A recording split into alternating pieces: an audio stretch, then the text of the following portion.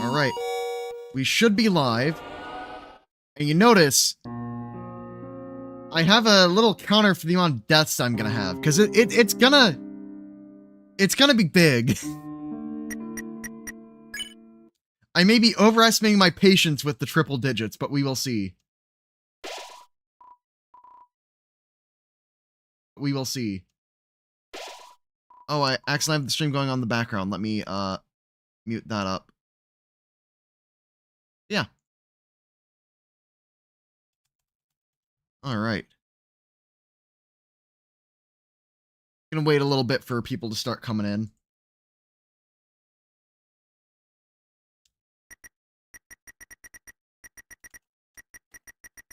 Yeah, Deltarune's sick. And yeah, I do know that pure aggression is good. However, in order to do pure aggression, you need to be good at dodging. And me, I'm better at taking things to the face. So it's kind of a struggle. For those of you that have not played the recent chapters, you should. But also, this fight is more or less supposed to be a Force Lost cutscene. So, yeah.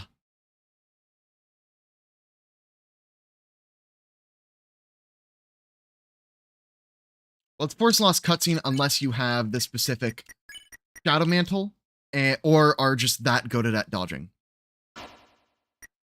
Oh, you know what? You're right. Yeah, that's the aura farmed counter. Happens. But I want to go over what equipment I have. So, in terms of Chris, I have Shadow Mantle on Chris, which may not be correct. I heard Shadow Mantle Susie is also pretty good. For simply the reason of...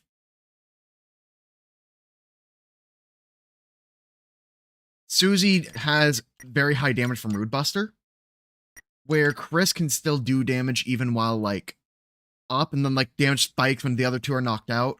So, yeah. I took the Silver Watch off of Noelle because I knew it had very high stats. This is not a Snowgrave file. This is a true pacifist file. Susie is better. Okay. With that knowledge about its AI, I will move it on to Susie. Do I have any late game equipment that is actually, like, on par? Royal Pin. I have a lot of Royal Pins. Then I need to get the Shadow Mantle on.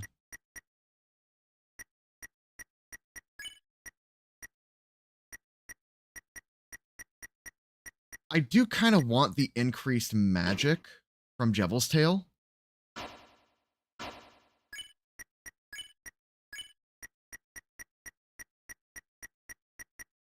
A Deal Maker is just strict upgrade, because it just has higher base stats than a pin.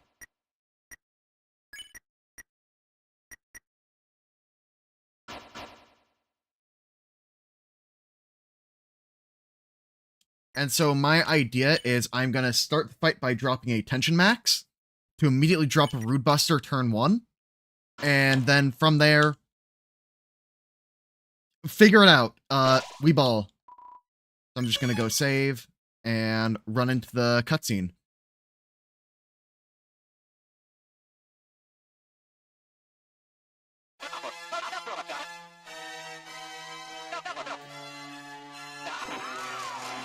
Yeah, no, I think 3 is very good. I think I prefer 4 just because I'm interested where it's going to push the lore.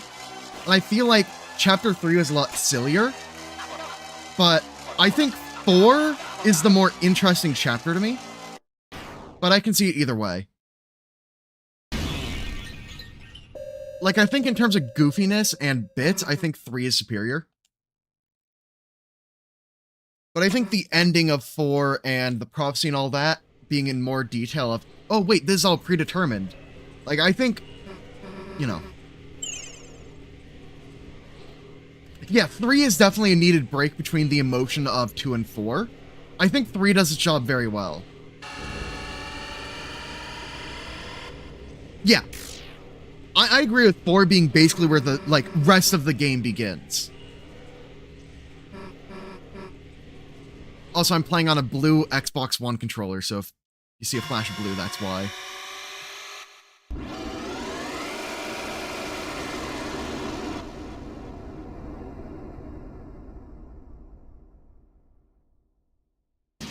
Alright. Go for Rude Buster on the Knight. And Rousey, I've found, does so little damage. I just want Rousey to generate more Rude Busters. I missed the timing. Damn it.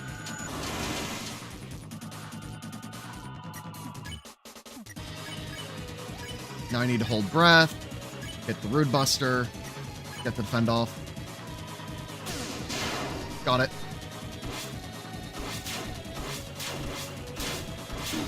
Damn it.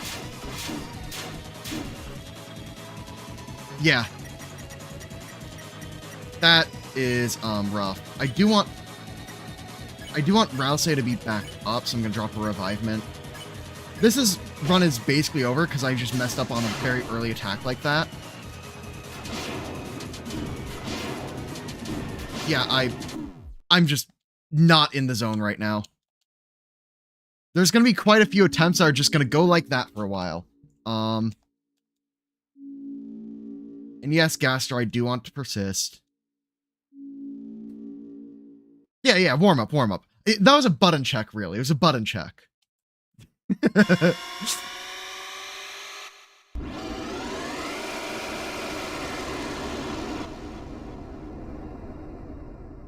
Alright, we currently have 0 dropped frames, which is very nice. The LAN cable that is going through that part of my wall into the attic and all the way around the house is working. That's good.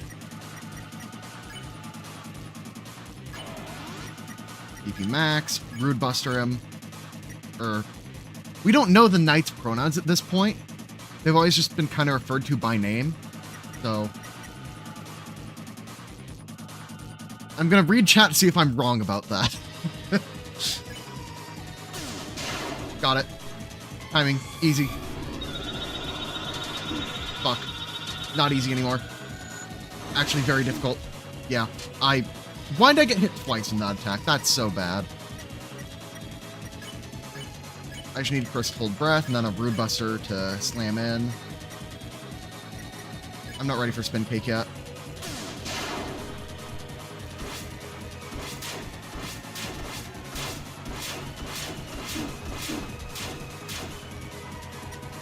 Now I'm ready for Spin Cake. I'll do a normal attack from Chris, Rude Buster from Susie, and a Spin Cake from you.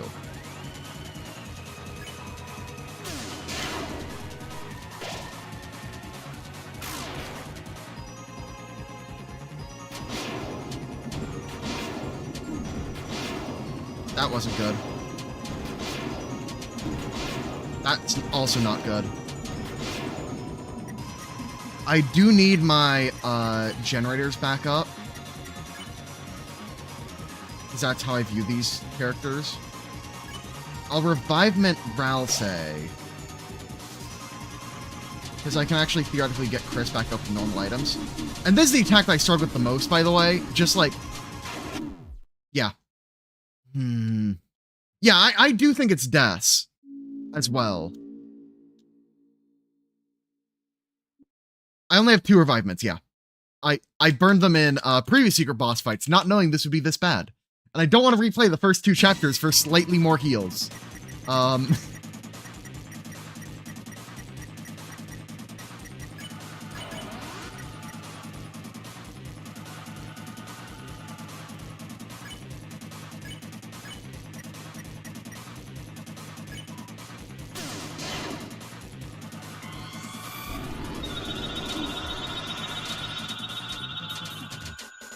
Is Positions and Starters mildly RNG there?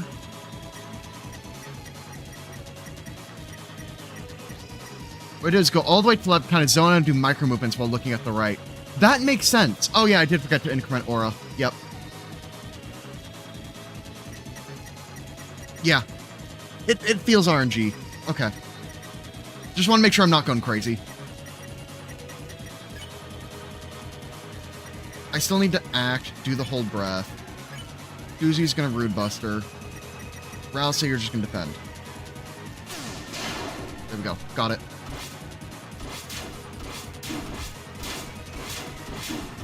I ran out of screen space.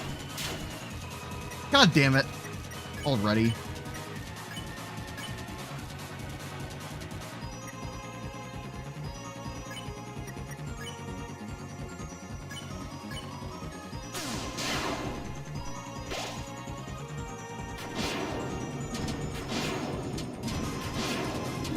Damn it.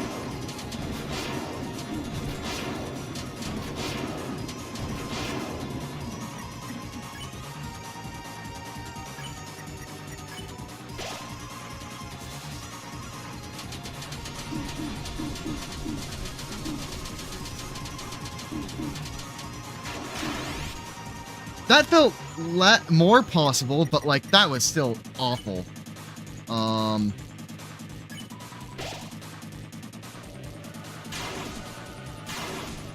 The screen slash attack I've never had issues with.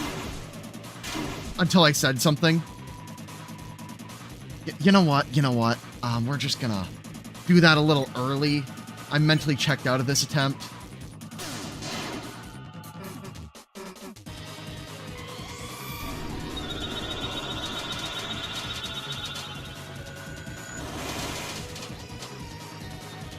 Okay, I did that part right. I just need to do the rest damage less easily.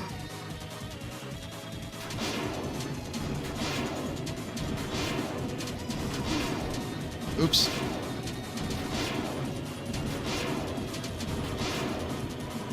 Okay, so being in the corner seems to be the best way for doing that.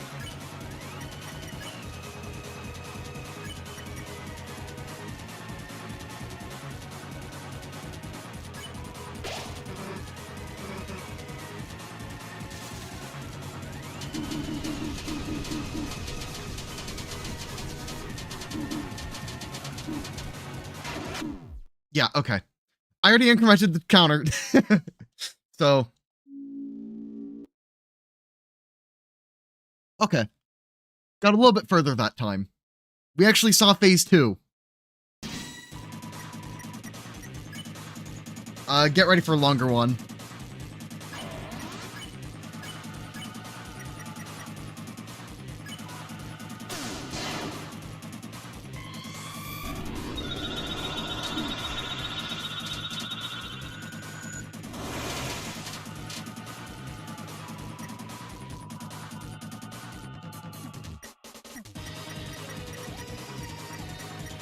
Ooh, neat. I didn't know that there were different lines. I just always mashed through it, or didn't make it that far. I don't think I've ever seen beyond the second sword attack. I don't think so, but I'm not sure.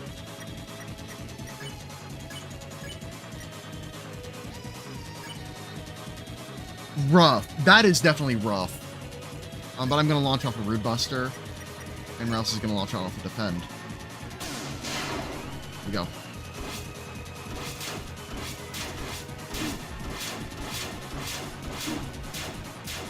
I did that thing where I ran out of screen. Deluxe Dinner, can full heal, Rude Buster onto the Knight, and you can defend.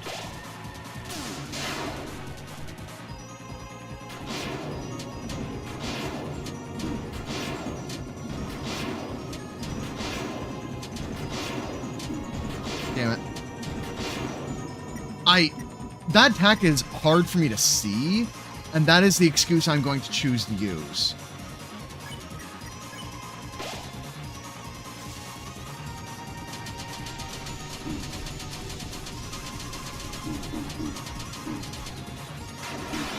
Yeah, I did not react fast enough. Okay. But you know what? I can launch off the Rude Buster. I can use the Spin Cake.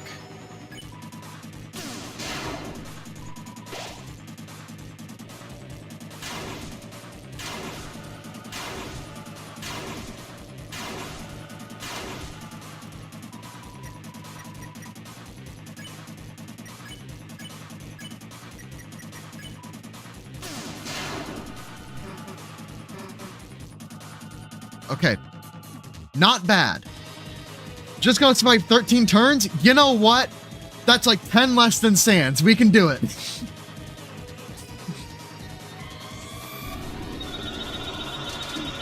Oh god. Not if that attack gives me trouble.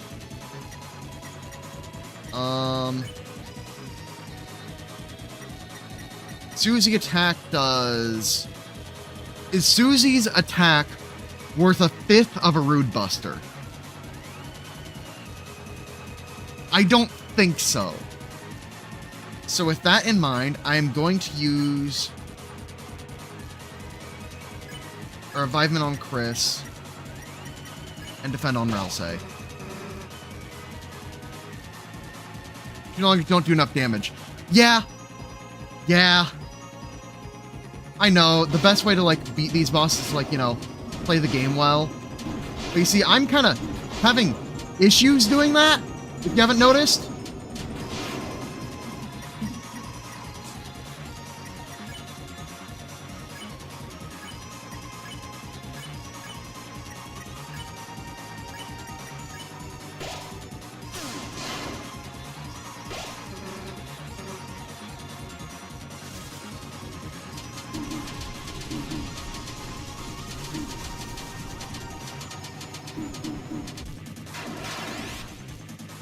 You know what? Not the worst that could have happened.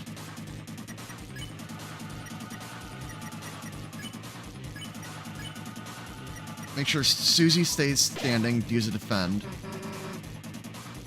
Sans Chapter 6 Secret Boss? You know what? At this point, Sans in Red Hoodie, I'm a believer. You know, that's his Dark World form. It's gonna happen.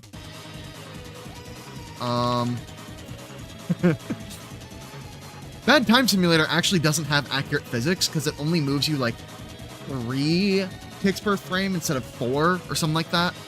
I just remember hearing about that, which is kind of interesting. Oh god. Yeah, that's my first time seeing that attack, so you know what? We saw a new attack, and that's gonna be good enough for that attempt. Jeez. Okay. Well, back to this.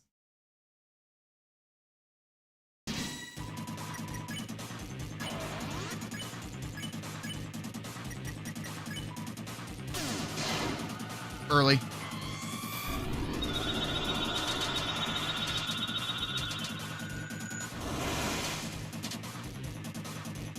Okay.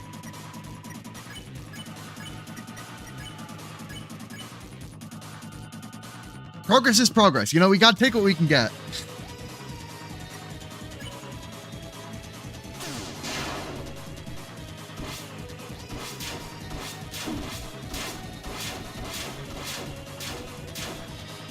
Only took damage once there. That's better.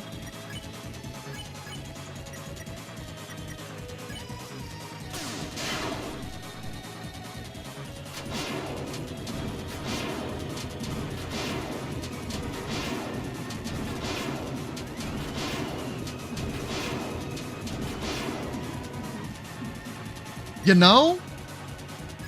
Looking very possible here. Chris just gonna attack normally.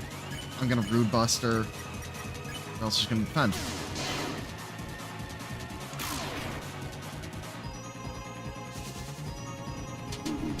You see, I'm not noticing what the Knight's animations are doing. I'm too busy, you know, dying to the animations. Oh god, yeah.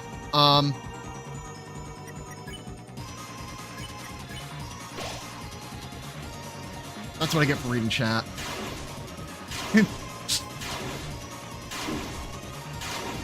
I got backed into a corner there. That was bad.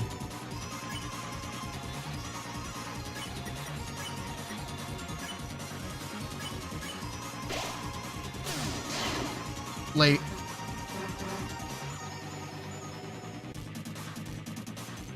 You do more damage as the allies fall if you're playing as Chris, but Rude Buster is more damage than Chris with 2 knocked out allies.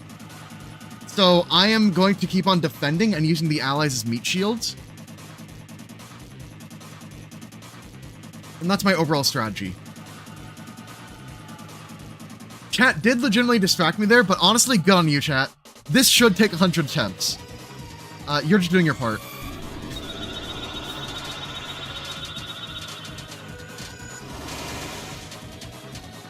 Okay. Got through it. Let's go Chris attack. Magic. Rude Buster. Morality defend. Got him.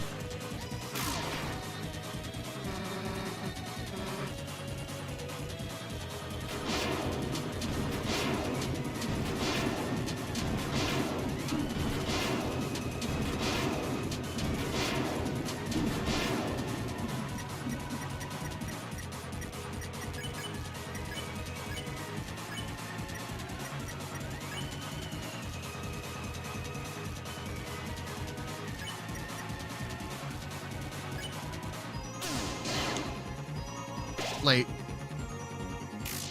Late.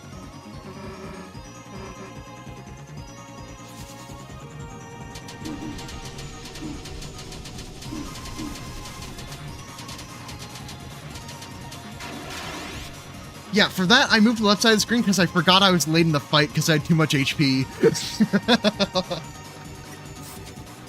You see, I was too skillful to play well. That was the issue there. I need the TP right now so I can get off a Rude Buster. That felt good.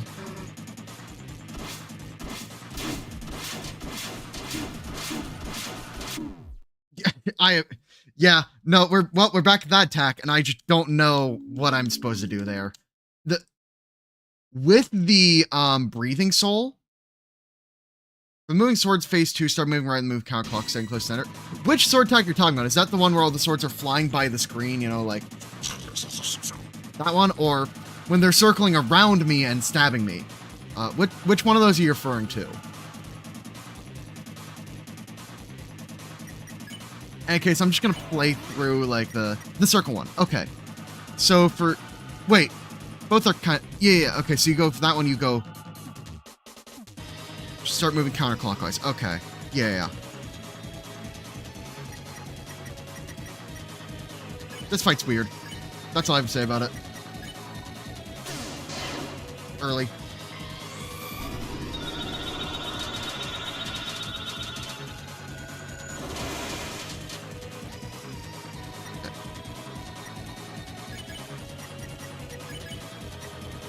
I'm now able to go through that first attack damage list pretty consistently, which is nice.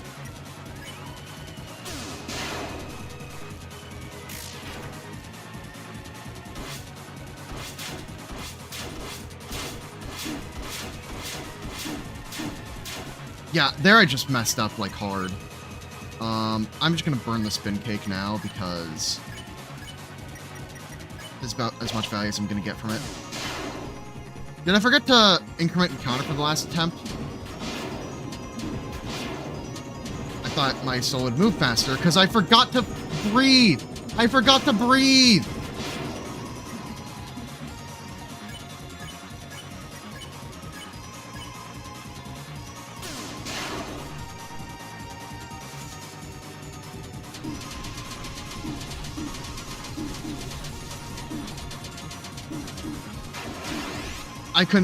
I thought that was a big enough gap. It wasn't.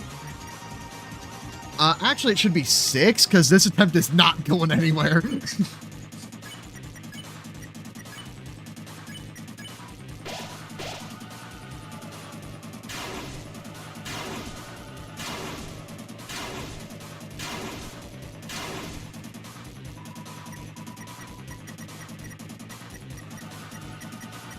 Yeah, doing this at normal speed is crazy, by the way. I'll put it back down to 5. You know, there's a chance. We can't give up. We can't give up, chat.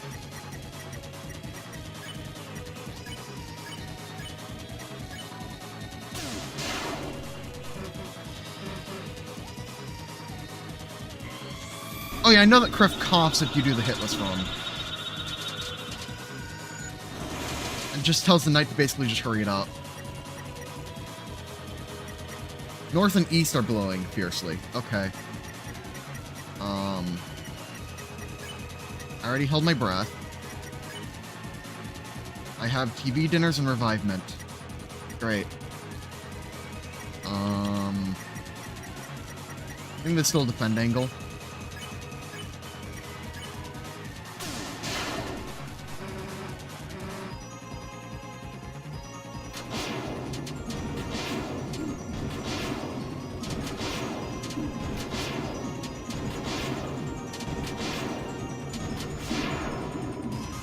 Lost track of our attack number. You know, Rouse is at 1. Seems like time to have everybody munch on TV dinners.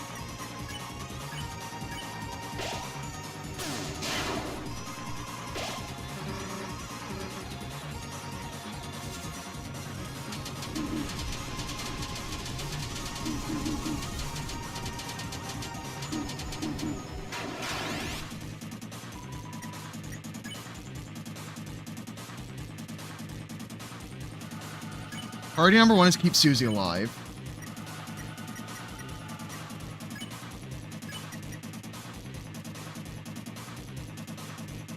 Knight doesn't have freedom like Motif L. Yeah, that is true. I do think there's something weird about that, but like, I don't think I'm big enough into the theory scene to really make an accurate prediction. My thoughts are all of the secret bosses are in some way related to the idea of freedom. Jevil saying that you're all locked outside. Spamton looking for his own freedom. Not sure where Gerson Boom fits into that. But Gerson also has a kind of like meta knowledge element to the character. But then to make the argument and then have the knight not be included, I do think it was a very intentional choice by Toby. I just have no idea what it means.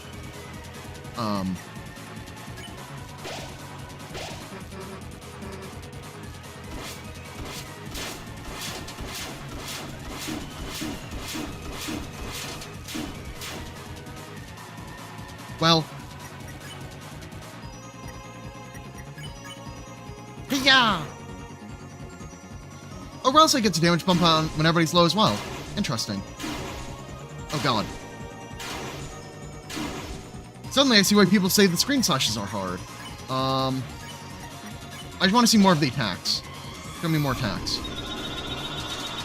Fascinating. Oh god, what the hell is that?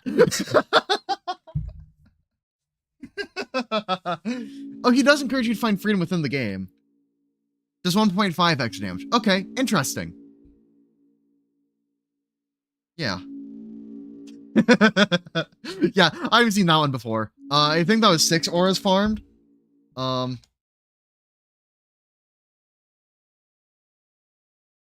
Yeah, Gerson is telling you to find your own destiny and ignore the prophecy, where the knight is trying to bring about the prophecy very much actively. Chris does like 80 damage alone, like 20 with the group. Yeah, that's a new record for me. So we got further in the fight. This is going better than I thought it would. Yeah, it's like 3x damage for Chris. That feels right.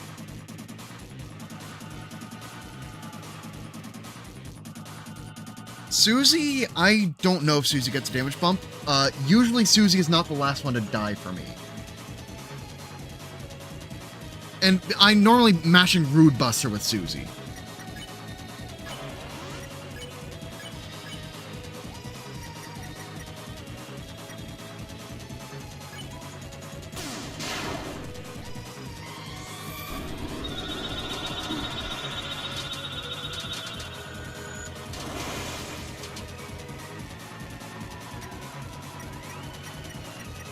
I probably shot more Rude Busters against the Knight than every other enemy combined.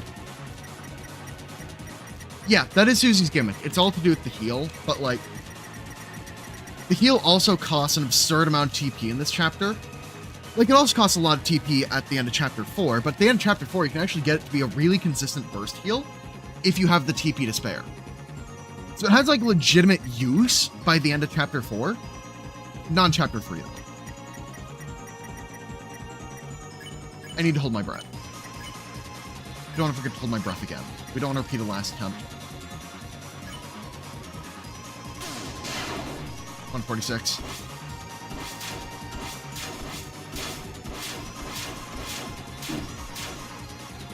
Got hit by a spear. That's annoying. 9 or 10 Ruse Busters unless you squeeze another attacks. Okay, that's fair. Heals based on missing health. Oh, that's interesting. I didn't know that.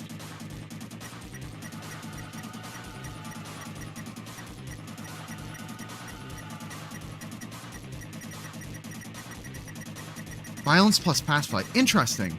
I mean, I was just doing the puzzles. So I did get jump scared by the Undertale UI appearing for that one tuning enemy.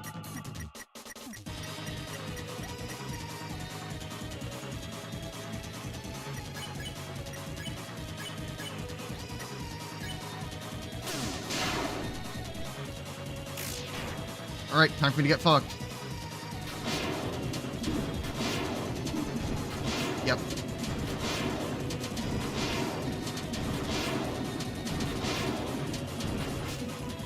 You know, if all the damage is concentrated on Susie... Wait, I can get an attack off with Chris while Susie is down to get the extra damage, and then have Rousey use the revivement later in the rotation. Is now... Oh, no. Attacks always go last. Okay. And the files is called Undertale thingy? That's funny. That is really funny.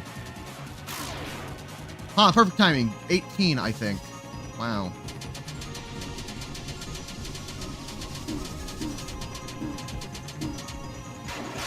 I was about to say I did well dodging that. Then the rest of the attack happened. So... I can actually use one of my TB dinners.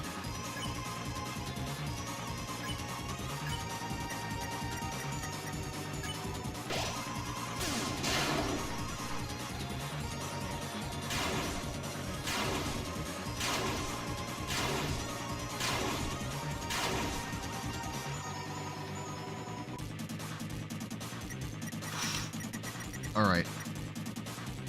I think I time for another Chris attack. Another Rousey defend. Early.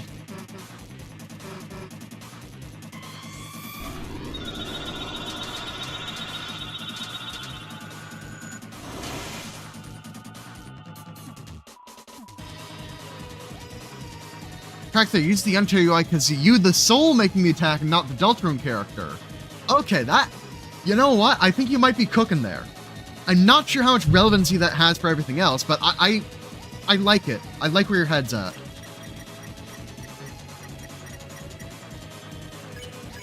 Okay, fight the knight, Brood Buster, defend.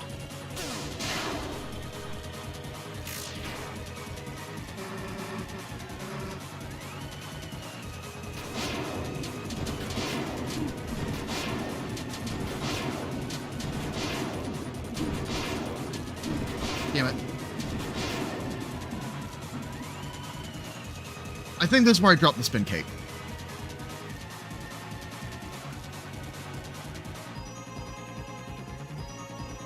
Right side of the background is the fountain background, aka the depths, and the Goner Maker background. Yeah! And the Goner Maker background is actually just like a stock photo of the ocean, which is also a thing that we know. Chris defend to make sure I have the TP to keep on blasting Rude Busters, as Rousey uses an item called Spin Cake.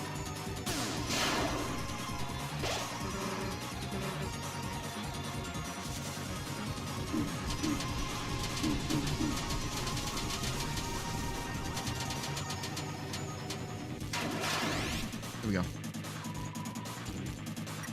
When the swords turn to stab you, they don't always follow the red lines perfectly. Yeah, I mean, like, I just kind of go for an area where the gap looks big enough. Because, like, I'm not looking at the swords that hard. I'm just going to kind of, like, trust the battle UI.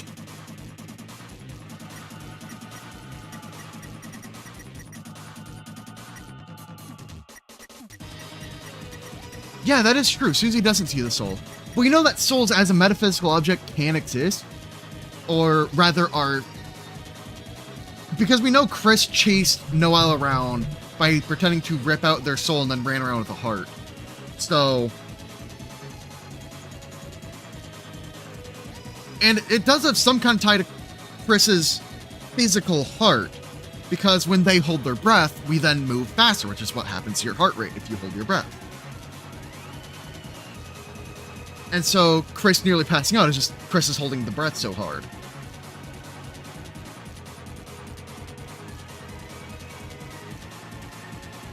Anyway. Rousey can go eat some dinner. And then...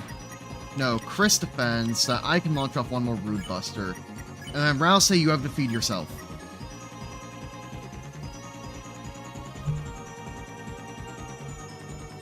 Yeah, heart moves around the body faster and hold breath. Makes doctor concerned. Yeah, it tends to make the doctors concerned. Like, why would you willingly deprive yourself of oxygen, you know?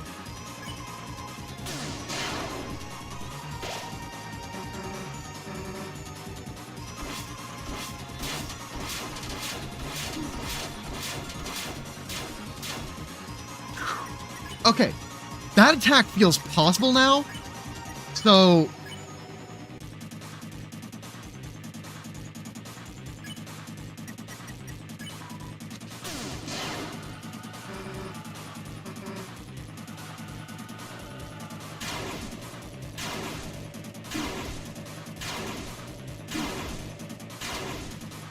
Okay, you need to kind of predict when it's going to stop spinning. Yeah, it was good until I just, like, stopped being good. TV dinner. Rude Buster. Defend.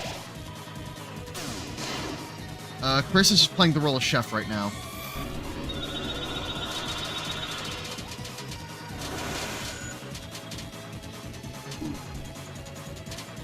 Yeah, I was ready for that bullshit there. Deluxe dinner, because Chris wastes it the least. Another Rude Buster, because I can. And then a TV dinner for you.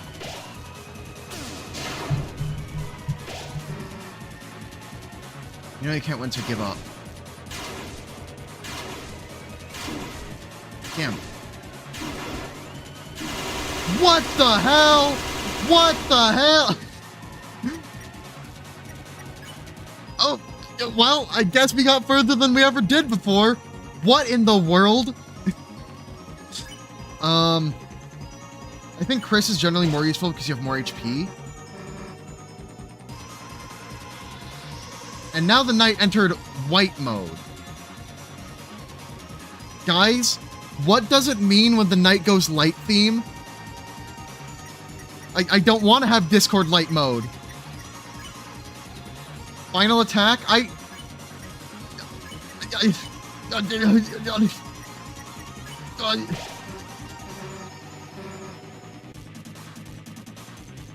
Silent P pissed me off.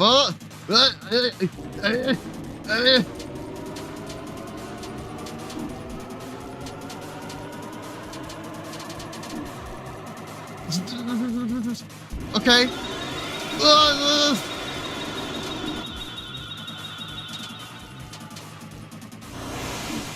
Okay, God of Hyper Death.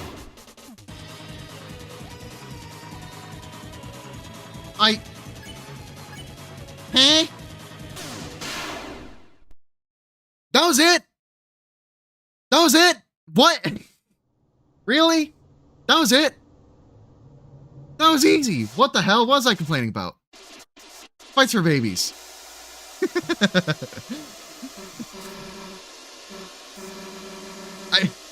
The Susie defend came in clutch. You were right about Shadowmantle Susie being the play. That was so much easier than what I was dealing with before.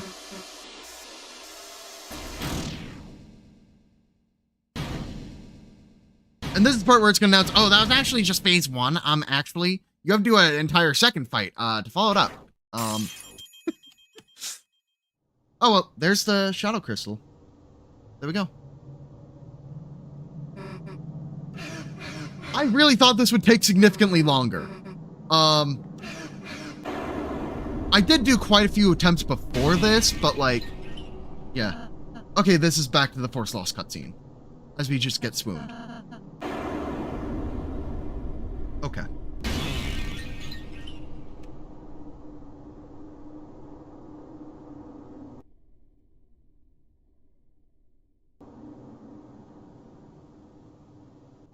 And then Chris gets effectively knighted. Oh, okay. Roaring fraud indeed. Yeah, it does look way worse than it actually is. Only needing to survive that long is actually super manageable. Yeah, that fight's actually really manageable.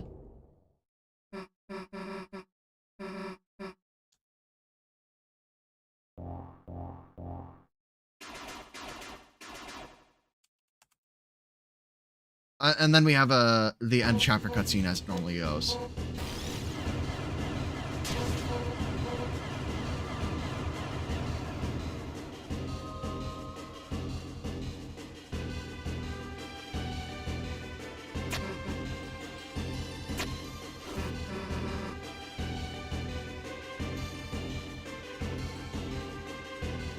I'm just not gonna pick that. No, I'm gonna pick up the Shadow Crystal. Black Chart is on your opposite. Ooh!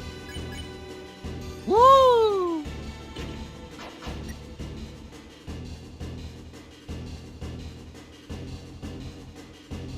The swooning attack came from the left, so it was Chris doing it.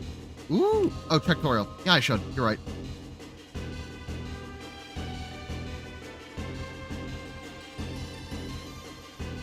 Oh, well. Too late for that. Oops. Oh, well. Oops. Well, I'll just beat the knight again. What's it gonna take me? 2 tries? Alright, Summer Stale is happening. There's a door.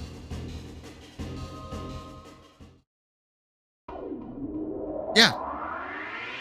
Interesting to know when you can or can't go back. There is some anti-backtracking measures. Interesting. Okay. Are you sure it's not a nightmare? I'll see myself out.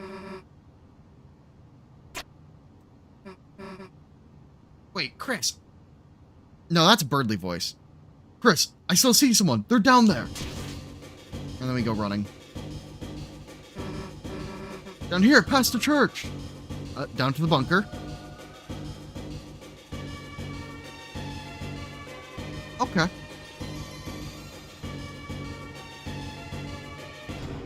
Yep, and the gate's still shut on us. This is a joke, right? You're about to come out of there, right?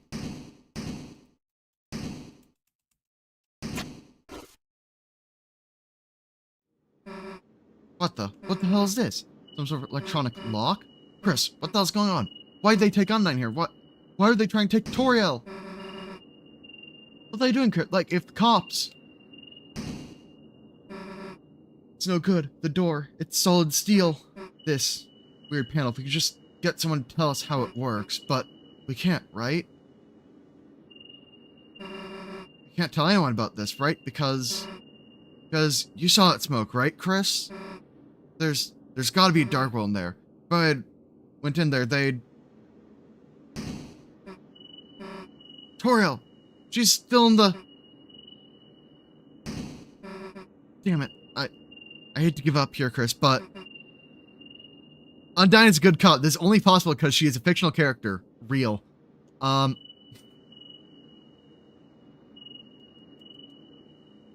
mean, you did see what kind of stuff she did when directing traffic, though. So... Just saying. Let's go seal that fountain.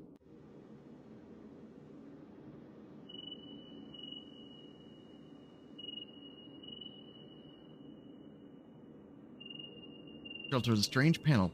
Looked like a digital security lock. There were 3 entry fields, and 3 symbols beside them. One had a pine tree besides it, one had an officer's badge, and one had the Deltarune.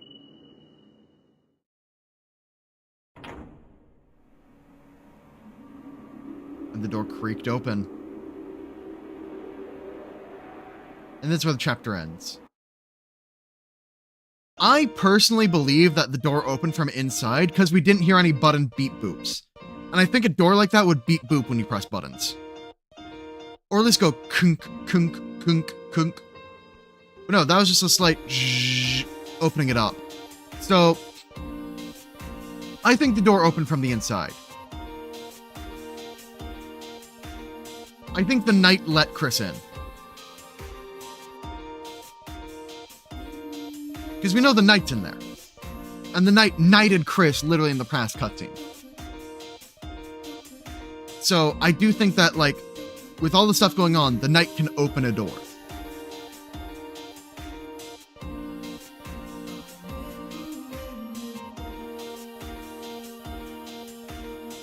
Do I think Chris knows the code? Yes. I do not think Chris entered the code there.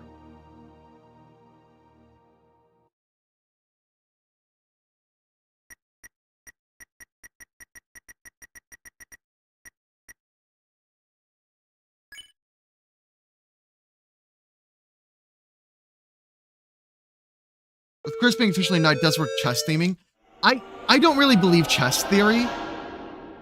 I mean, I guess we could count like a bishop main character.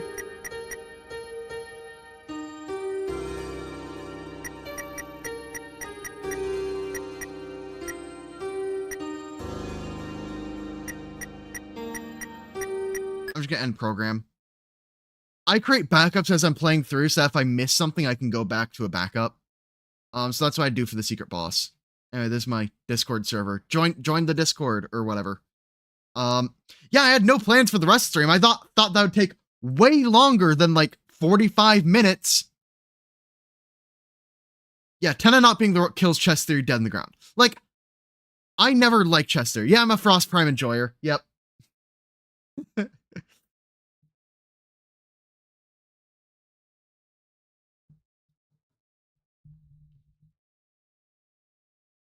Well, I hate to say it, but that was kind of easy. I still want to stream more, but like, that was my plan. I thought I was going to need to do entire extra rotation of attacks. I don't know. Felt kind of... Guess I did it.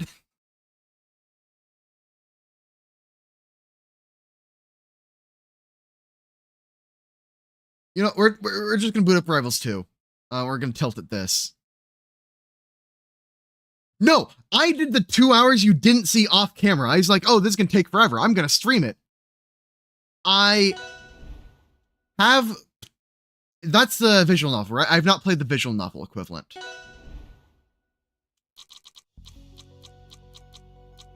Now do it without mantle. No.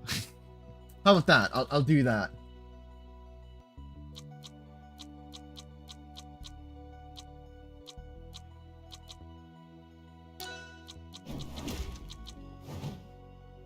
I'm just gonna do a quick button check. The recent April Fool's game. I have not played the recent April Fool's game.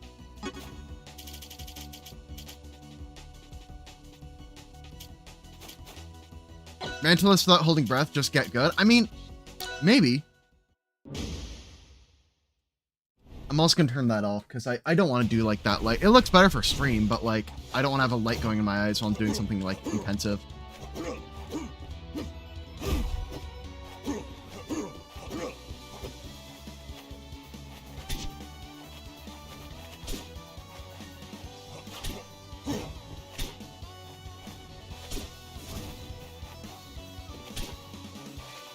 I'm still like getting used to this controller for this game. But I am a filthy lock stomp player because this move is really funny.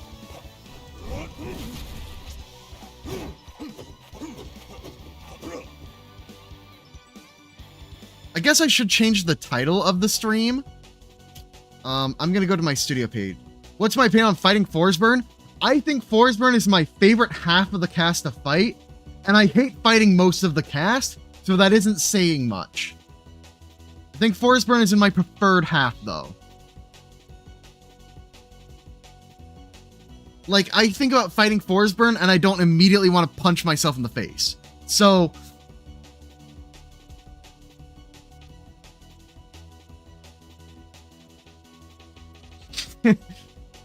Cool.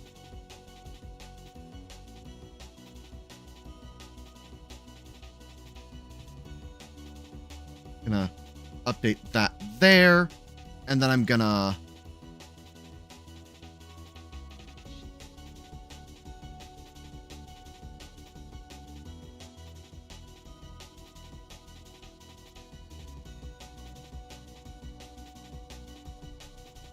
Alright, changing stream title. I heard they were having issues with getting the vines on Sylvanos to look good. Because in 2D sprite work, you can kind of cheat the abstract modeling, like the vines coming out. Very hard to get that to look good in 3D. And I heard that was the big thing stopping Sylvanos.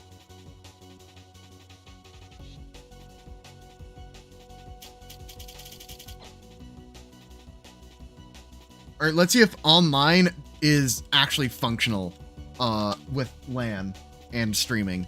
Because, like, last time I tried to stream online, it was not working great. I also have fondness for Rivals 1 pixel art.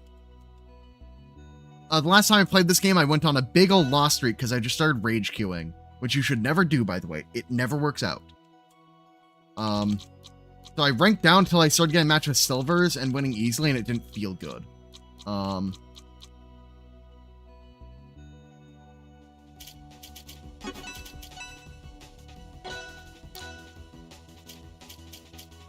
Strike 2 against an Edalus. I don't have, like, a lot of Edalus matchup experience. I'll just ban boring stages. Oh, God. Okay, well, that's a ranking difference. Yeah,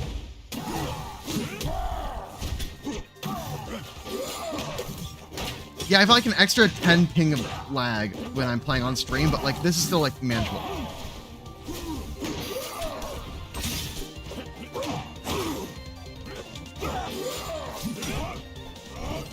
Okay, apparently that's what else does in this game.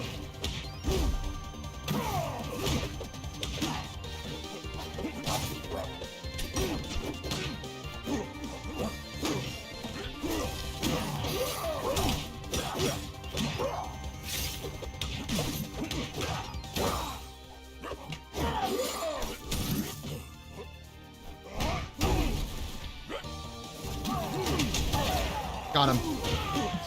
I just like gimmicking people. I'd say it's actually probably this one. Just because I feel like it's a small stage, and I like small stages because they make it harder for you to, like, do really stupid camping stuff on.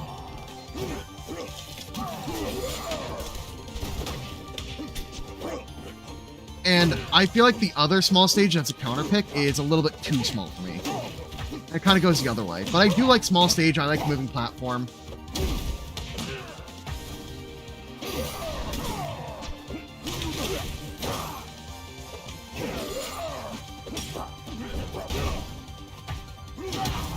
Huh. Didn't expect him to actually get hit by that. Okay. You're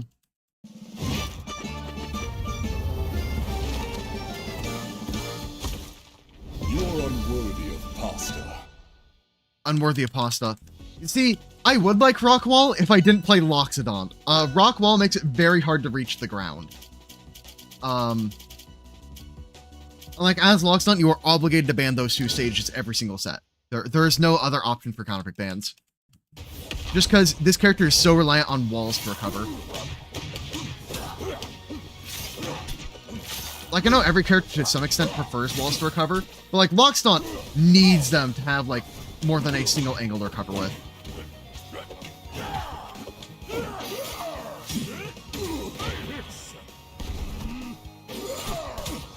Although this guy seems to just be, like, memeing. So I don't know what that's about.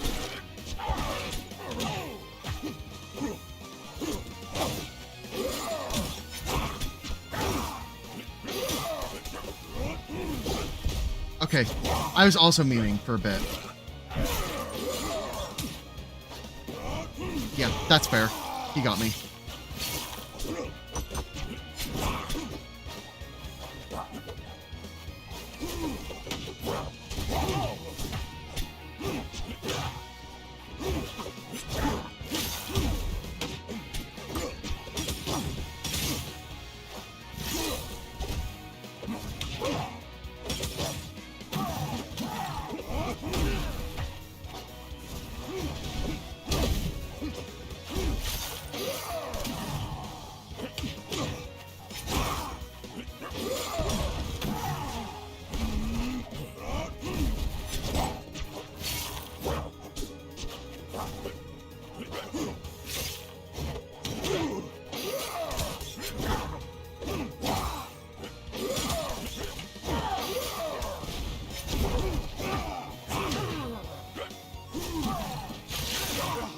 We all saw the world where what I just did there didn't work, right?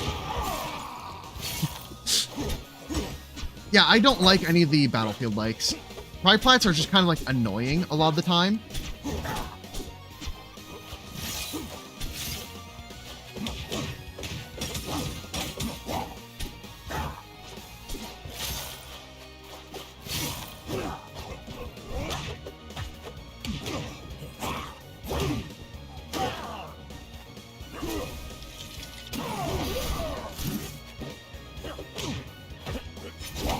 I did not know how much range that get-up option had.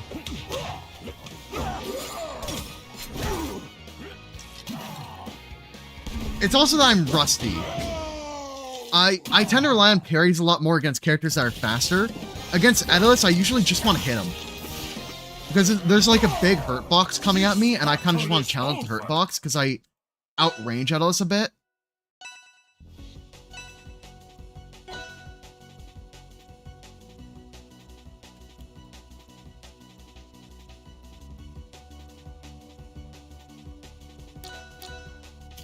I do think I should parry Edalus, particularly when the ice armor is up. I think that I kind of just want to go for Fire Capital. Just because I want to have more matchup practice, and this is a big stage for matchup practice, basically. Because we'll just live forever here.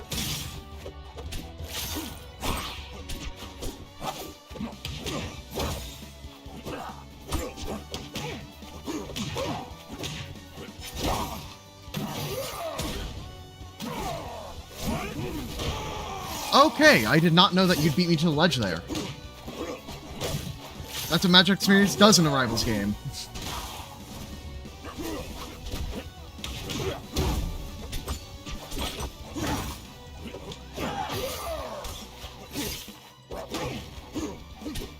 Carrying Icicles for invincibility is neat.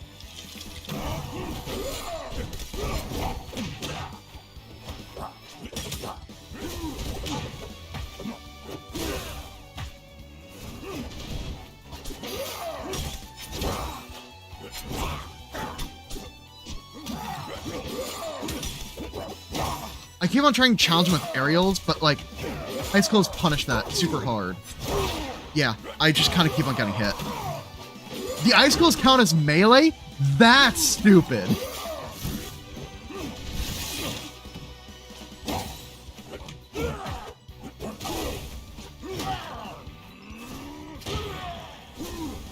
I did not expect Uncharge as strong to actually take that there.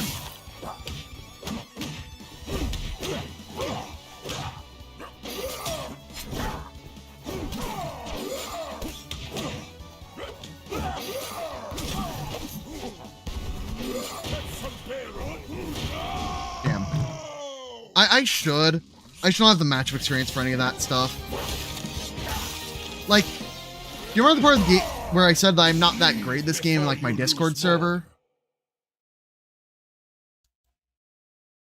That guy had another, I know I should.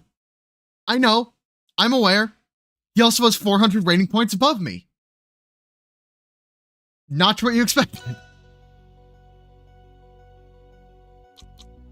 Yeah, the thing is, I just gotta hit people with gimmicks, and I've learned what gimmicks tend to work. But if I run into somebody that doesn't get hit by my gimmicks, I am basically out of luck. Yeah, like, that's kind of the thing. Lockstomp basically tries to tilt the opponent. So I just have to play, like, as much of a shitter as I can, have the opponent get tilted, run at me, and then die for it. And that only has their mental state get worse, so I, like, attack their mental state out of the game. Yeah, no, it's... You remember what I said about every character in this game is awful to fight? I'm not helping.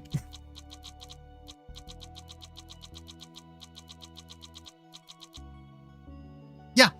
No, there's like no real way to contest them consistently. It's awful.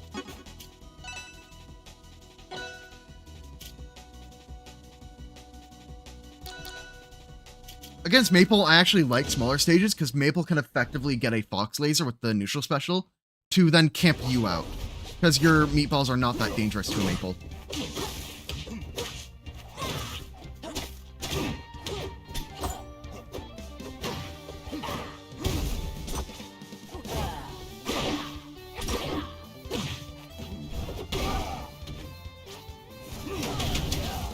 Yeah, this Maple is just gonna run at me non-stop, so I'm just gonna like start charging smashes and not care.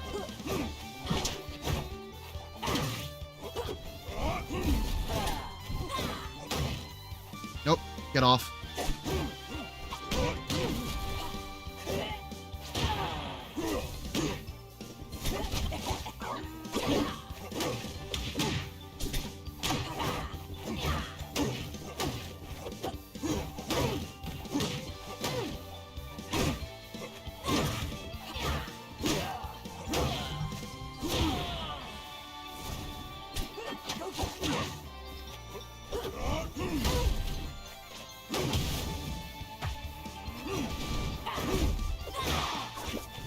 Okay, I just was not DIing there.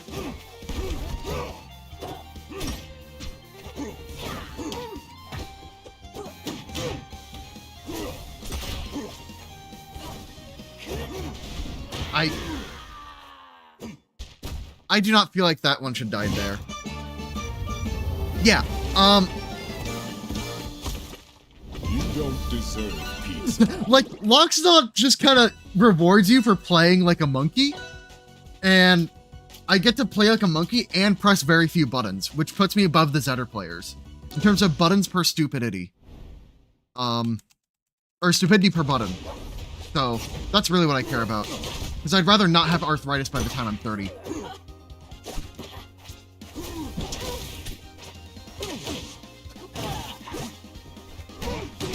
Nope.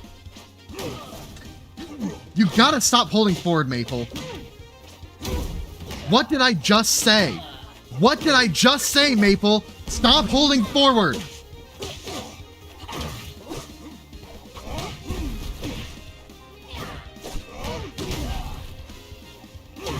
Thank you for holding forward 5 times in a row. That is your fault. You jumped at me, you die for it. Okay, I messed up the edge guard there, but like...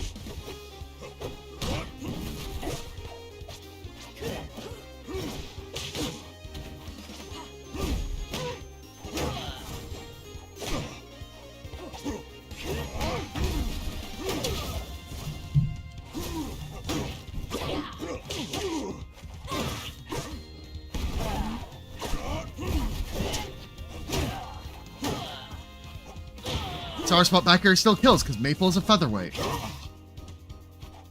Your up special did not kill at the same percent because you are playing against a heavyweight.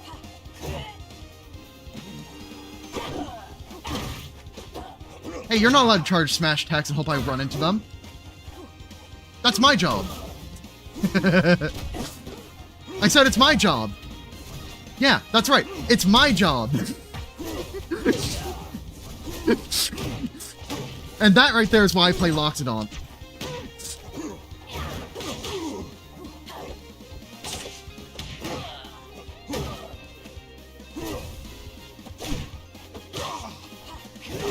Okay, I deserve that. I deserve that. I got too greedy.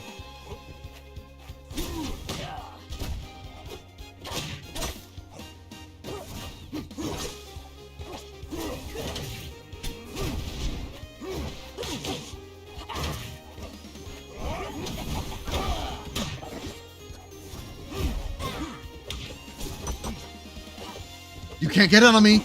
You can't. You don't want to play the game. And you held in.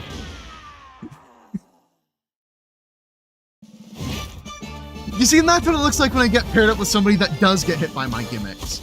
It does not look like a fair character. And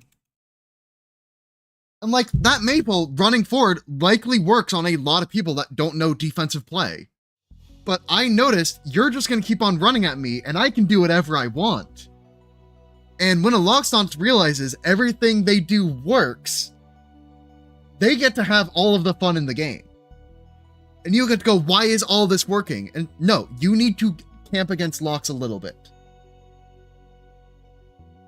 That's kind of how you have to play against Lox, because in those mid-ranges, Lox is the best character. As soon as you get to like projectile range, Lox falls off. As soon as you get really, really in on Lox, you're actively comboing, Lox can't do anything. Lox is very poor out of shield options. Your out of shield options are to wave dash or parry. Wave dash, parry, or shield grab. That's all you can do.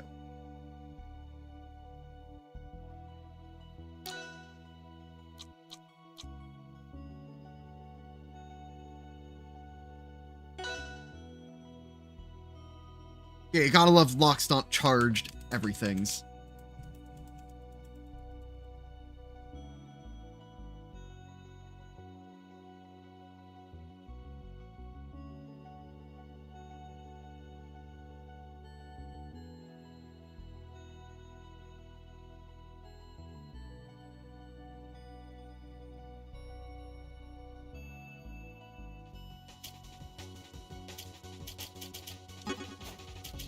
somebody with Fox in the name.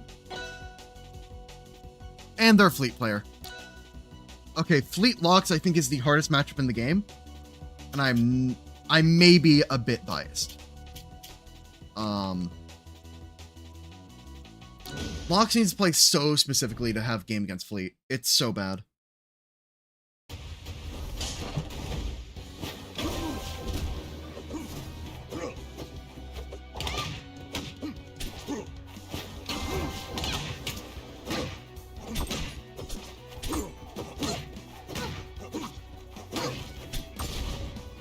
Thankfully, this Fleet is not doing any of the anti-lock stuff, so I just kind of get to go on a rampage. Because again, I am the king of the mid-range.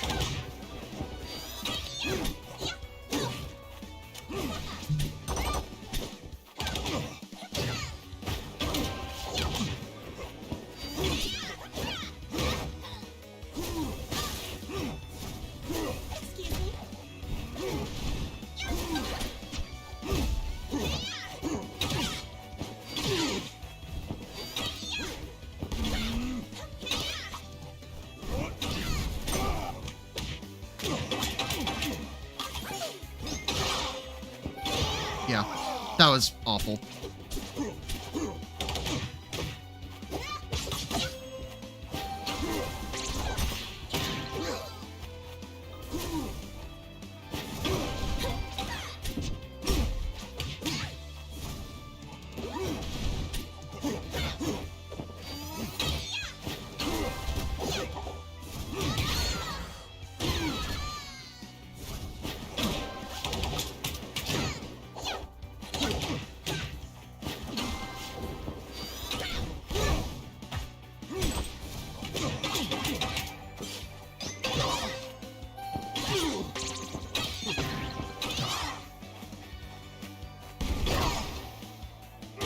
Yeah, there's nothing Locks can do once you're in the air other than, like, go off stage and use your awful recovery to try and get back on stage.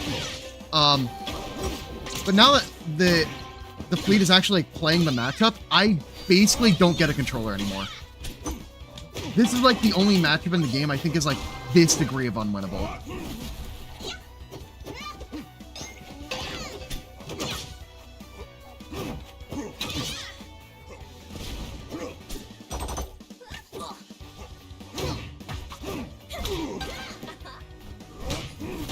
Like, my game plan against Fleet is just hope I can 2-0 them with a Clarin. And my Clarin is not practiced at all, but I can press buttons on Clarin. And I can't press buttons on Lockstaunt in that matchup, so I just kind of hope that they don't know how to deal with a Clarin that knows how to press buttons. I loved Ori so much. Ori's such a silly character. Turns out Captain Falcon Pikachu is really good. And now we're just playing a Clarin match. Okay. My Clarin isn't great, by the way. So I just kind of hope that their Clarin also isn't that great. Never mind, their Clarin's pretty decent.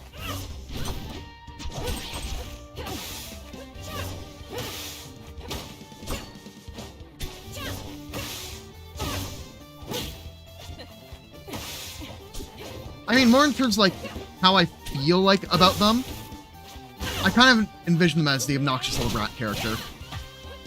But, like, I definitely, like, see them combo the way Falcon does.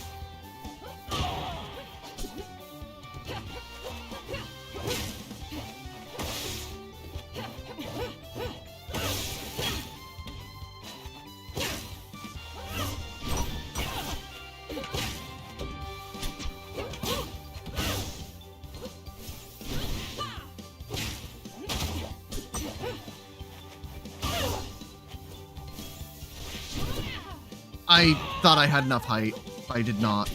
I did not want to get hit by the neutral special. I legitimately got aura'd off the ledge. Not by, like, a character move, just, like, player.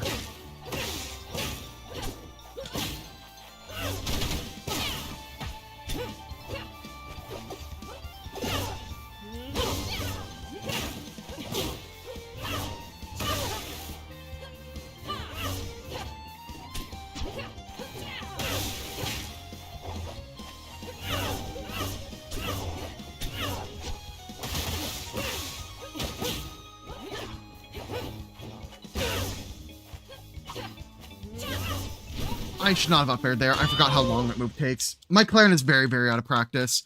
I only pull it out when somebody has a fleet. Because I think that's my only character I can reasonably have as a pocket against fleet. And not need to practice that actively. But, like, my Clarion being that out of practice is a big problem. And so, whenever I see a fleet in matchup, I just kind of expect it to be a loss. It's such a rough matchup for Lox. No, like, how you feel about Bash is how I feel about the entirety of Loxodon's kit.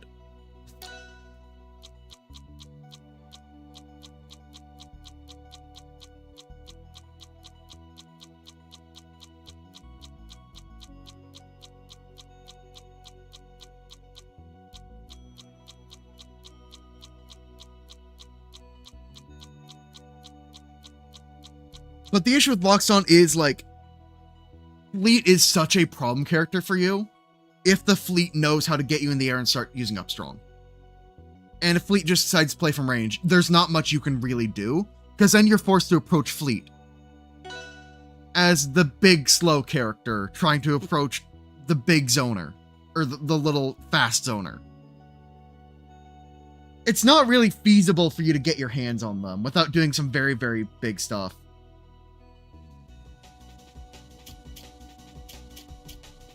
No, like, that's legitimately how the matchup plays. You have to parry every arrow. You know, one of you's playing the Knight and the other is playing Deltarune. That's kind of how it goes.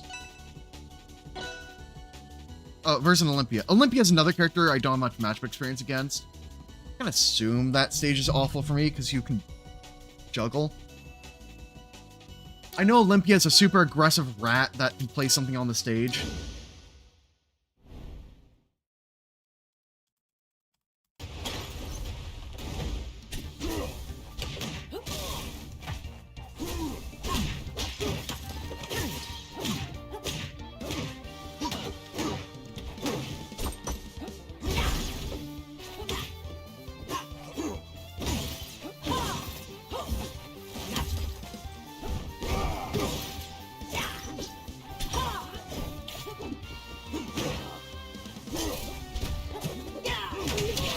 Got him. Yep. That's Loxodon. You're at 40, you're at kill percent.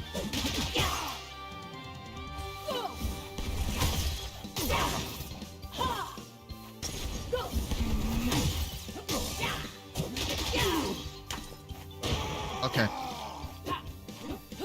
Sometimes you give it too close to the sun.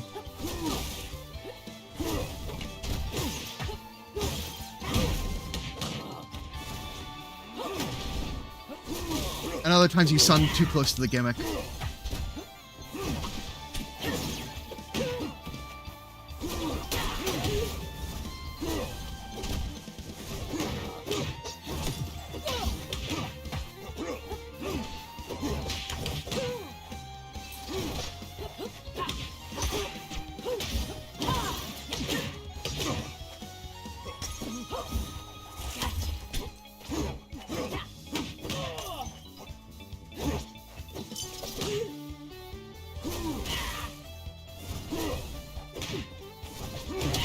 Got him.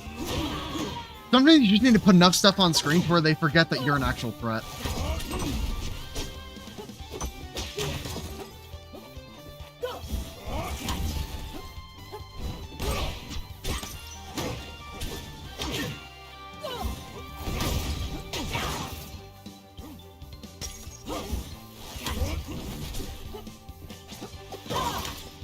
I thought you'd throw out that fast faster. I feel like that if I did play Strive, I would be a Pumpkin player. I just like hitting people with the big old stupid gimmicks. And I've seen gameplay of Potemkin of you're losing the whole match, you get off one opportunity, and you just take them from 0 to death. And that's really funny to me.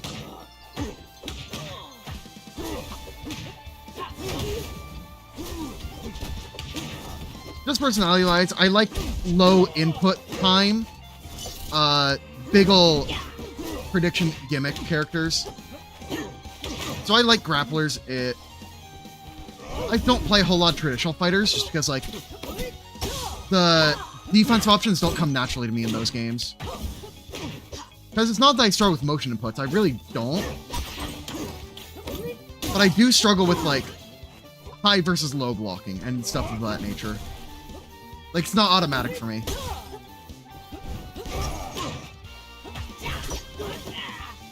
Off the stage.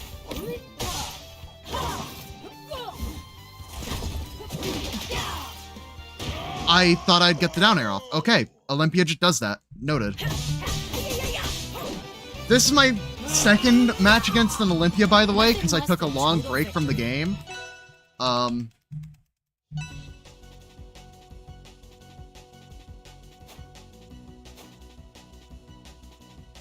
That's just kind of how it goes sometimes. I feel like that game should have been very winnable.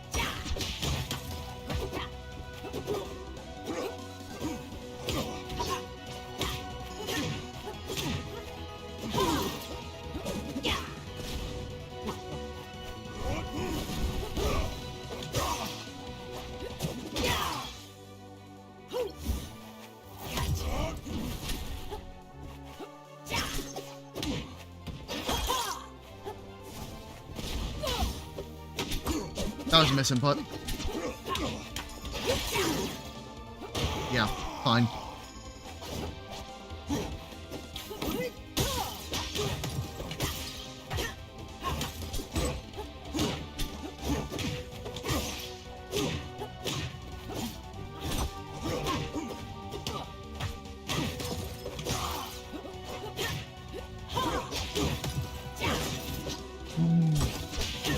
Like, this is the downside of playing locked, is that when somebody is getting on you, you're just kind of combo food until you get a parry off.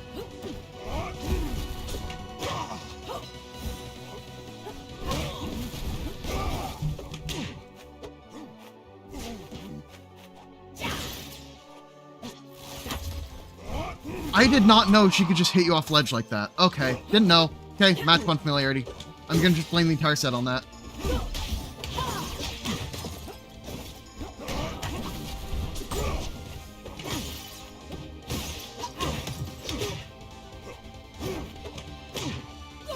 Like, I don't know how to deal with any of Olympia's nonsense.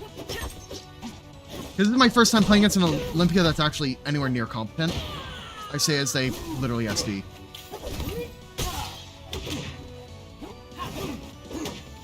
Like, I don't know where this character is supposed to be weak, because they just have, like, flying command grabs. And it's like, well, there goes my one defensive option in shielding.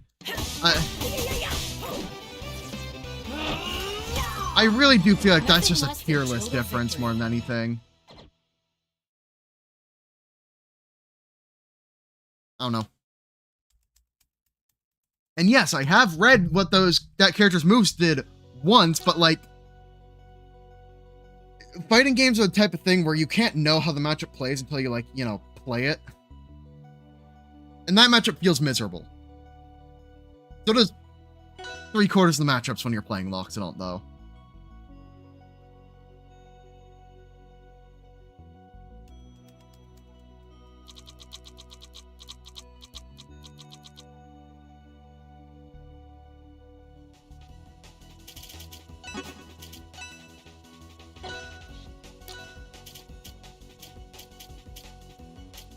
v Maple. I kind of want you to pull me to a smaller stage. Unranked Maple. Okay, so I like the idea of the Ant character. I have not played her in Rivals 1, but like, I like the thematics. And I like the idea of there's a stage element that you then get to use grabbing maneuvers on to then be a combo extender.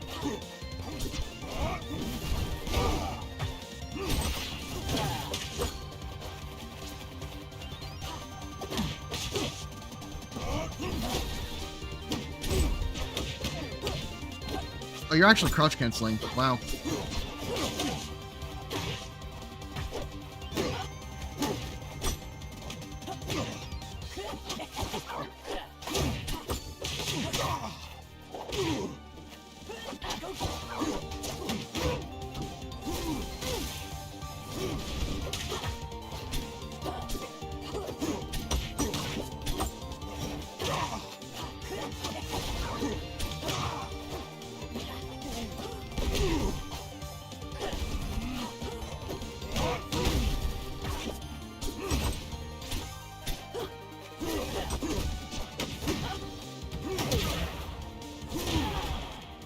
Oh yeah, that was what it was from, but that's what I mean. Like, I haven't played R1 in such a long, long time.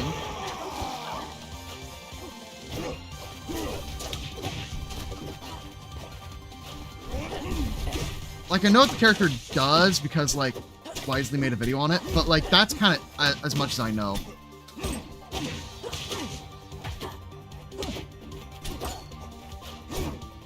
Yellow Stun is kind of like a, you miss attack, you die, but you need to predict the opponent to miss the attack. So you kind of end up throwing out a lot of random strongs that look stupid. And then one of them works and you're like, wow, that was stupid. And it's like, yep.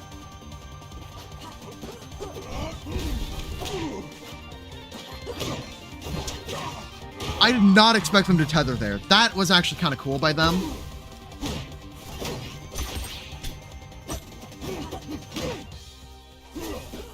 I do not think there's someone that just picked up this game recently.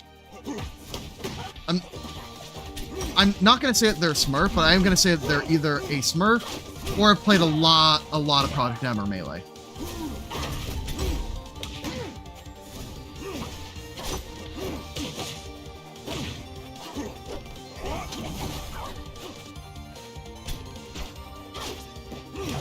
Got him.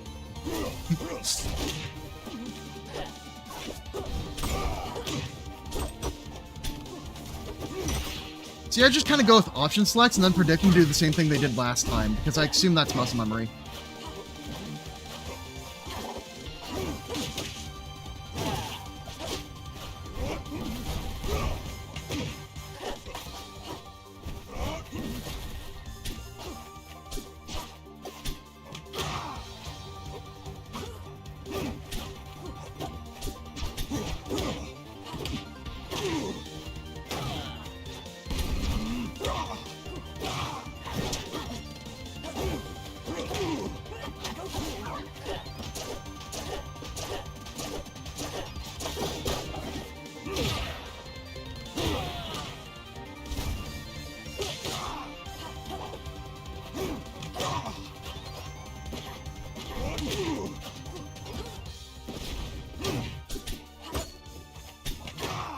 I did try to spot dodge that, by the way.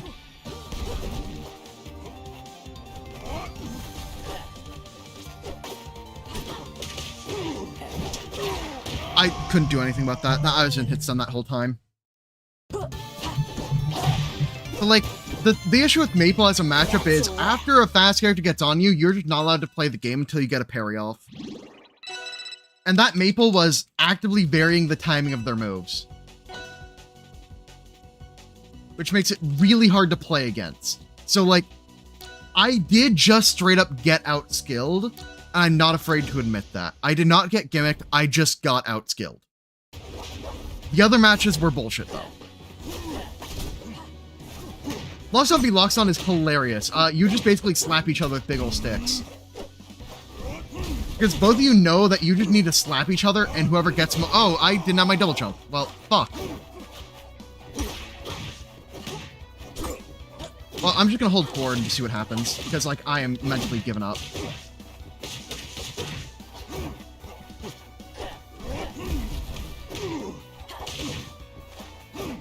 It's like Crag v Crag, but you're both swordies.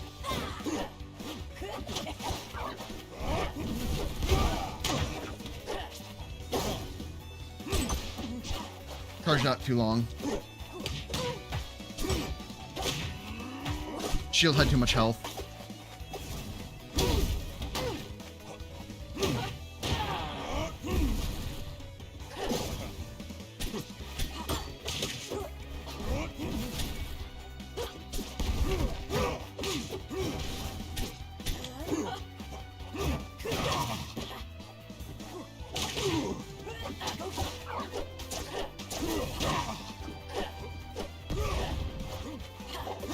Fully charged down special from Lockstaunt does give you back your double jump, by the way.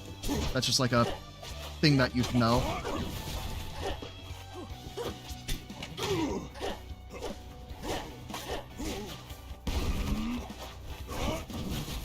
Yeah, Forsburn v Forsburn seems like it'd be a lot of like,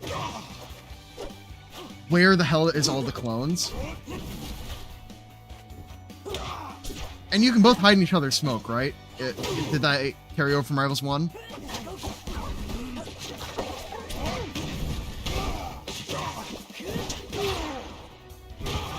Okay, unfortunate.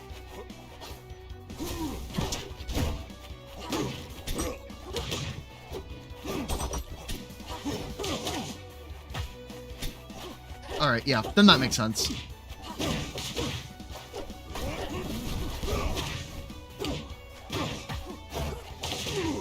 Yeah, I just can't land.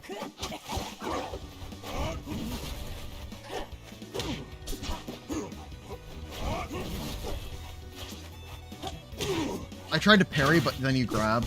Is really annoying. And I'm dead. Yeah. Okay, well, that was not fun.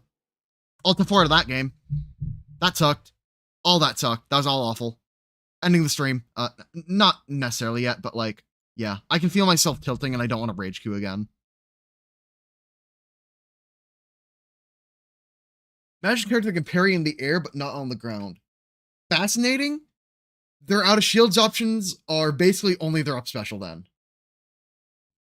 I'll get Dreams of Aether and I might stream it next stream, but like, I am tilting out.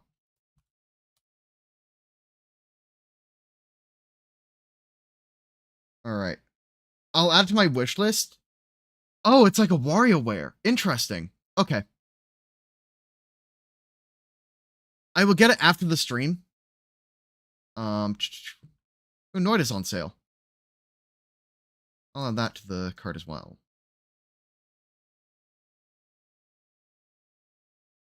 I'll go buy those after the stream. But yeah. I did what I planned to this stream, and then I got tilted, which isn't great, but you know, that's how it goes. Yeah, I refuse to. So with that, I'm gonna call it a stream, and I'm gonna probably write the script for my next video. Because I realized I have a different definition of what a backup plan is than everybody else. And I think that's important context to be able to think about the game. So, yeah. I'll go figure out how I want to record that video, and then I might even do that tonight, and potentially have it over for channel members by as early as like tomorrow night, and then have it release on like Tuesday or something. That might be the plan. Yeah, no, half of my videos are created by me being angry at somebody and then making a video in response. I just find that Reddit isn't the best place to have a conversation where you might try and change somebody's mind. So I do it on my channel so that the counter argument is out there and presented as far more legitimate than some guy's comment. Because all that happens on Reddit is you get into a shouting match between two people that nobody else sees. What happens on YouTube is you can make the best version of your argument and put it out there and everybody can see it. Like the Oracle video was also me getting mad at Reddit discourse and then making a video. I don't really want to show my full YouTube analytics, but if I go to my channel in normal YouTube, I should be able to like recount like why I made all these videos. View my channel.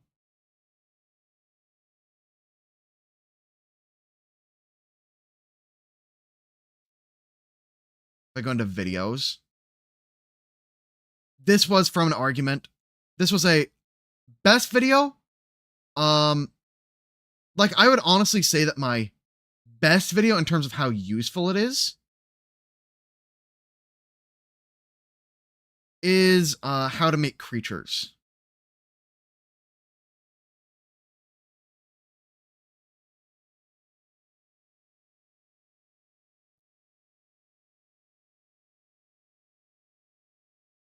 In terms of my analytics, that is a more complicated question because like what most people do is they go pop and say, oh, it's obviously the thing that released right after Player Core 2, followed by all these things. But in terms of analytics, this video's growth curve is insane.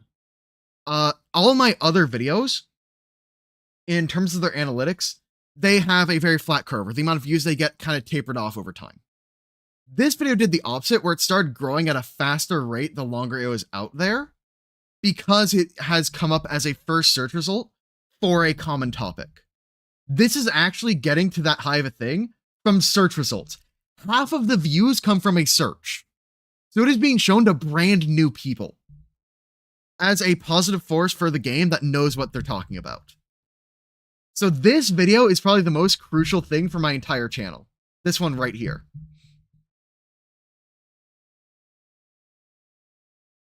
And this video I made so I could pressure people I know in real life to give GMing a shot. It was not for the good of the community. It was purely selfish. This one was me ego tripping. This one I thought it would bang. This one I thought it would bang. This I didn't really see anybody else try and make a video on Shield, so I decided to do it. The party that can never lose was more of a thing of, why aren't people making build guides for a full party? And so I did it to say, look at how long it is and how stupid it is. Like it's, yeah. Yeah, a lot of people tried that cleric build and they're like, wow, this actually kind of goes hard. It's like, yeah, it's a good build.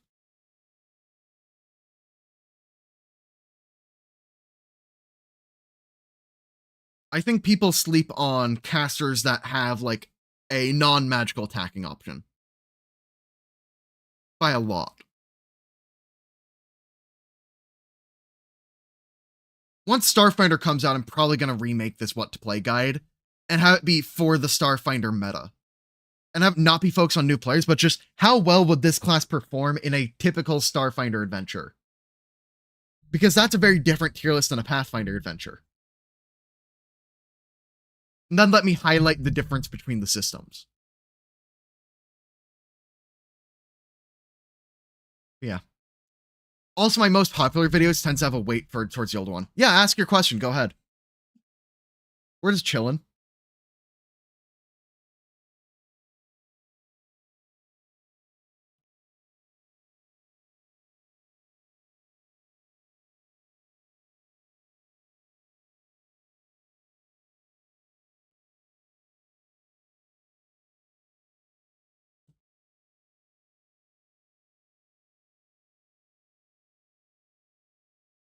I did run a Starfinder game in person for a little bit.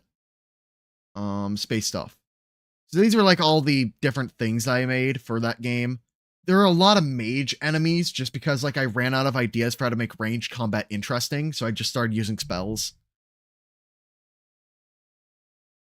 And not having a bestiary full of range creatures really made it obnoxious to run, because needing to make every single monster as you play through an adventure, it's obnoxious. Has ranged melee swapped roles? No. They have not swapped roles, but it's more that everybody's assumed to be attacking from range, so cover's a bigger deal. Battle maps tend to be larger. You tend to start from further away. Enemies usually have range attacks. So now it is less likely of, oh, us as a melee party, we're kind of in this like jockeying for position in the first couple rounds. In the range focused game, it is more of, okay, they need to run at us, and so we get basically a free turn for the sake of being ranged. Where melee characters need to spend an entire round running at us. And then there's stuff like flight that is more common, which completely negates like melee characters because you can just fly upwards. And so there's a lot of things like that that are now more present that range deals with easily. When would you use melee? When you can get a good gap closer, melee still applies crazy pressure and higher damage. It still gives you access to maneuvers, and now with everything being ranged attacky, going for things like a grapple is absurd. Being able to lord a reactive strike over somebody is completely game breaking. So in my opinion, if you wanted to play a melee character in Starfinder, you pick a fighter, and you go psychic archetype, so you can go into the things, go into Unbound Step, and what you do is you get Amped Warp Step. Now, what Amped Warp Step does gives you a +10 status bonus to your move speed, instead of +5, and you can amp it to be a single action. Therefore, with Warp Step, you can get right on top of the range unit in that fast. And then you still have 2 actions to then bully them, to then lord reactive strikes over them, to then do everything else. The issue with melee is that you need to actively think about closing the gap a lot harder. So I think that if you want to play a melee character in Starfinder, the question becomes, what would I take over Unbound Step? Oh yeah, going into guidance is really good. I think that like you should grab Warp Step if you are a melee character who wants to close gaps easily. Warp Step also lets you use fly speed. So if you have an ancestor with a fly speed, you can then chase after aerial opponents too. And this lets you play a strength melee character to get that high damage, get access to powerful reactions, and basically bully enemies out of their cover. So if the question is, how would you build a melee character for Starfinder? I would go Unbound Step. And is there other things you could do to also gap close, to also do cool stuff? Yeah.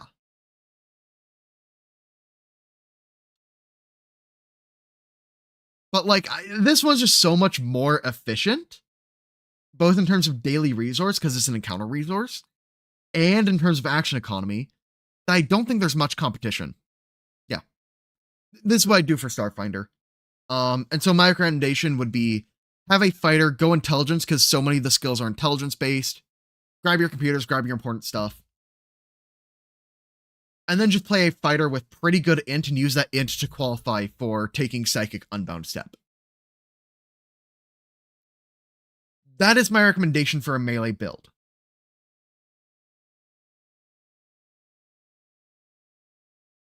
And you can do the combat grab style of fighter if you want. You can also do the polearm style. You can do a one-hand advanced weapon because there are D10 advanced weapons that exist. D10 one-handed advanced weapons or D8 fatal D12s that you can get. So going for one of the like more one-handed oriented strength fighter builds that uses maneuvers heavily is way more possible because the weaponry for advanced weapons is stronger than it is in Pathfinder 2. Just like generally across the board. So yeah. Important thing for a melee character, the gap closer, making sure you're able to bully a ranged unit and a mage. Those are like the 2 things you need.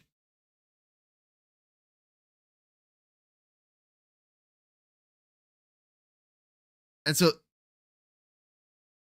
I would assume reflex to be the highest save for most Starfinder enemies. That also puts more value on things like Monk stunning strikes. I think Monk is stronger in a Starfinder context than a Pathfinder context, because suddenly that move speed matters, them being able to key rush matters, them being able to, or chi rush matters, them being able to use stunning fist matters a whole lot more. Things are more likely to be failing against their crit specs, and all of the things like that start to add up, in addition to maneuvers like grapple being better because enemies tend to want to be away from you, forts tend to be lower, so grappling is more valuable. Tripping will be less valuable. At higher levels in PF2E, I would say that reflex is the lowest on average, because higher level creatures tend to be big, like size-wise, gargantuan type creatures. And gargantuan creatures tend to have lower reflexes than the rest of their stats. So just like the type of creatures that tend to get printed reflex will tend to be lower, yes.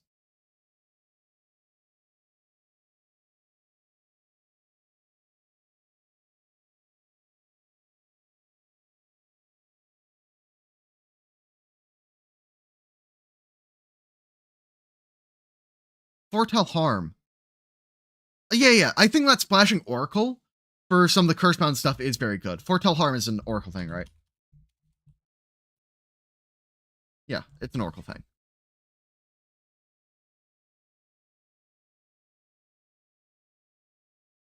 My thing is, non-cantrip spell also includes your amp cantrips because they're still cantrips even though you're using a focus point.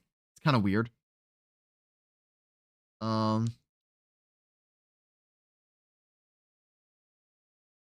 Twice triggering spell rank. Ooh.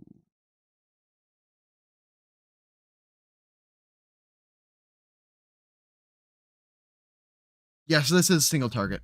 So you can't just like fireball or whatever. That's definitely very interesting. Yeah. Psychic kind of has very weak feats. So like Psychic is another class where I'd be like really eyeing at champion archetype to like cover up my defenses. Basically, if there's caster and I'm playing charisma, it is every bone in my body to not splash champion and be a grappler. It is every bone in my body trying to fight that.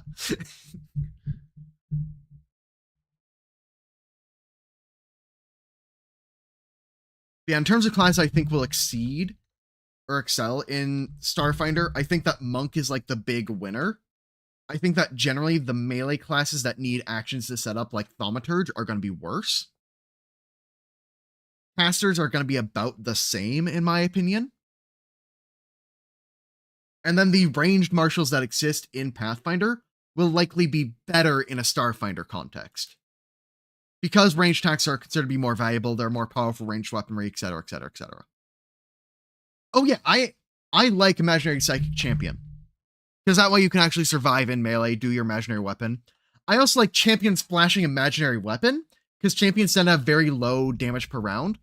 But having access to, even if you're like a little bit weaker in terms of like your spellcasting progression, you know, that's still decent, and you can throw out amped imaginary weapon when you already naturally have a focus spell. So then you suddenly have a burst damage option on your tank character for just like a couple feats. So I think it's actually really cool.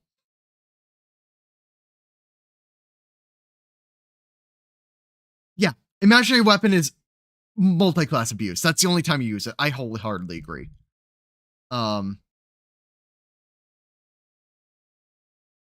Oh yeah, I think champion will be significantly weaker in a Starfinder context because all the meta champions are the ones that say if an enemy and ally are within 15 feet of you, you then get to have your reaction.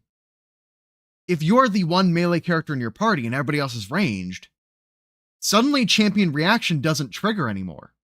And champion without a reaction is a bad class. So I think champion is a big loser of like viability in terms of Starfinder versus Pathfinder metas. Now, not every fight is gonna be like, oh, they have a bunch of range units. Not every party in Starfinder is gonna be, oh, we have only range attackers. But like, I think it'll happen enough to where it is noticeably weaker because you can't get that reaction off as often.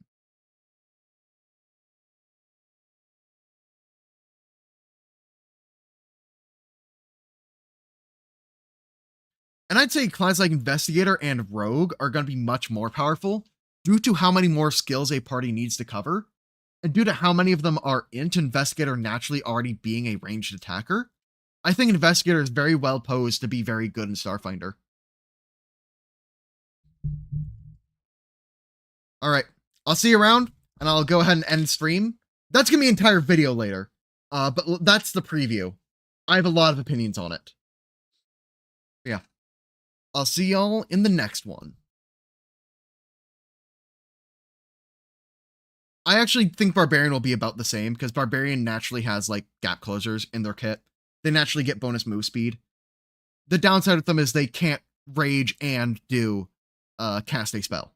So, but story for another day. I'll see y'all next time.